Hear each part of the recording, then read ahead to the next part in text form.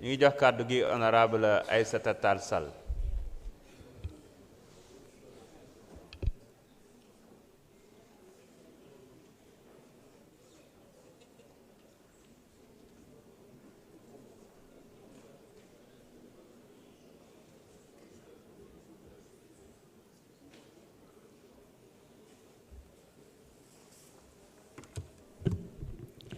Je vous remercie, Monsieur le Président. Monsieur le Président, mes chers collègues, aujourd'hui, c'est un des rares moments où tous ensemble, nous sommes ici réunis pour parler de nous-mêmes. Parce que le règlement intérieur, c'est notre vie commune. Comment nous allons fonctionner, comment nous allons nous comporter, comment nous nous organisons, comment nous débattons et comment nous sommes sanctionnés quand nous sommes coupables de faute.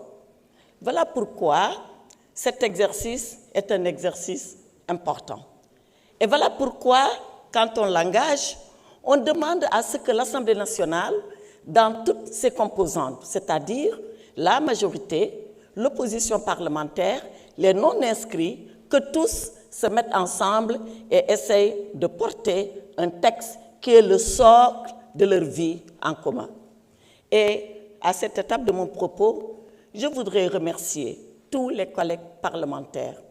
En premier, le président Ayib Daffé, qui a été le président de cette commission ad hoc, qui sont venus et qui ont travaillé d'arrache-pied à ce que nous sommes en train de vous proposer ce matin. Alors, qu'est-ce que nous vous proposons ce matin? Ce que nous vous proposons ce matin, c'est un texte qui est fondé sur 3 principes directeurs. Le premier principe directeur, c'est de faire de telle sorte que l'Assemblée nationale, assumant sa responsabilité souveraine, joue pleinement son rôle de vigie, son rôle de contrôle des politiques publiques et son rôle de législateur. Et c'est la raison pour laquelle, et vous le verrez dans les innovations, nous avons renforcé, bien sûr, la commission d'évaluation des politiques publiques. Je ne vais pas y revenir, je l'ai déjà suffisamment dit, d'autres collègues l'ont répété, mais les commissions d'enquête que nous avons organisé, renforcé. Si vous voyez le texte initial, vous verrez que leur statut n'était pas tellement édifié, n'était pas tellement clair. Nous avons tenu à ce que ce statut soit clarifié, que ces commissions d'enquête soient dotées de moyens et qu'on puisse surtout retransmettre tous les débats de ces commissions d'enquête pour que la transparence que nous évoquons, qu'elle soit de mise et à la disposition des Sénégalais. À l'exception des délibérations, c'est-à-dire de la prise de décision, tout le reste devient transparent. Certains nous ont dit en commission, et même avant, mais pourquoi vous avez séparé l'élection du président de l'Assemblée nationale d'avec celle du bureau? Pourquoi le président est élu pour 5 ans et pourquoi le bureau est élu pour 1 an? Nous avons pensé que nous devons maintenir cette disposition en introduisant une innovation telle que mon collègue l'a rappelé tout à l'heure. Maintenir la disposition sur le mandat de 5 ans du président. Nous pensons que c'est un mandat important, que l'Assemblée nationale doit être à l'abri des soubresauts politiques qui font que sur 1 an, à chaque année, que le mandat du président de l'Assemblée nationale soit remis en jeu. Donc, nous pensons que conférer le mandat de 5 ans au président de la République, au président de l'Assemblée nationale, contribue à renforcer la stabilité de l'institution. Maintenant, pour le bureau, pour des considérations politiques, d'ajustement politique, de réalité politique, nous avons pensé que le mandat peut rester à 1 an. Et ça fait partie de ce que nous avons pensé comme étant une innovation. L'autre chose à laquelle nous avons travaillé, c'est la protection du député. On l'a dit, ici nous avons vécu des moments douloureux où il nous a été demandé de lever l'immunité parlementaire de nos collègues, sans que nous puissions savoir d'ailleurs quelle est exactement la procédure qui s'applique à cette levée d'immunité parlementaire. Nous y avons travaillé et nous avons donné des indications de procédure pour la levée de l'immunité parlementaire. Lorsqu'un collègue est condamné, nous l'avons dit, souvent on dit il est condamné, il perd son mandat. Et s'il est condamné à une amende, c'est une condamnation, doit-il perdre le mandat pour une amende?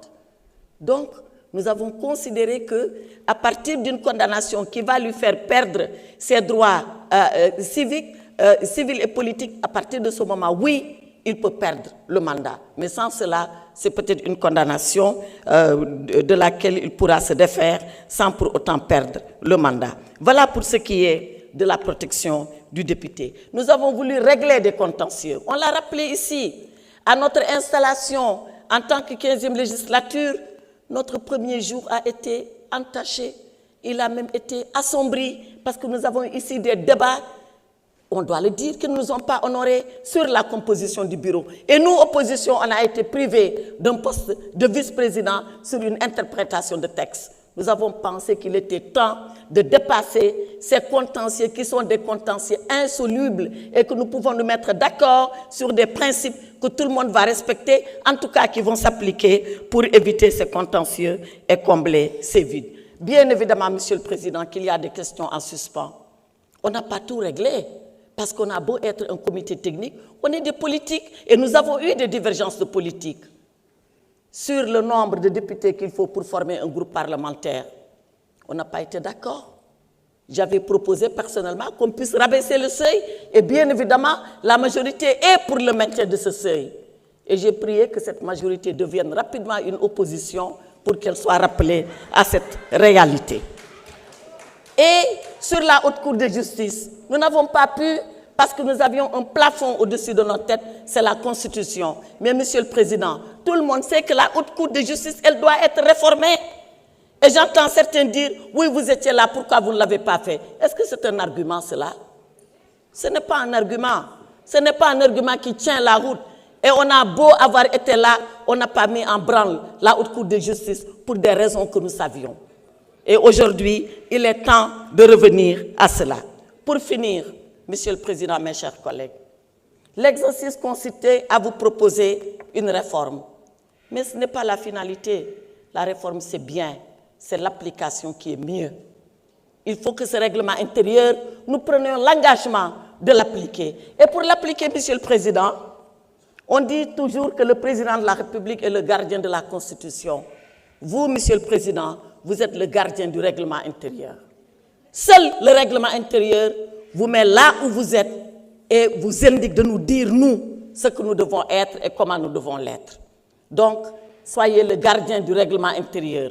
Soyez le gardien, certes intransigeant, du règlement intérieur, mais soyez aussi parfois le gardien bienveillant quand vous pensez que cela vous pouvez le faire. Mais soyez surtout le gardien équidistant du règlement intérieur. Et le gardien équidistant, c'est de considérer que dans cet hémicycle, majorité, opposition comme non inscrits ont les mêmes devoirs, qu'ils ont les mêmes droits.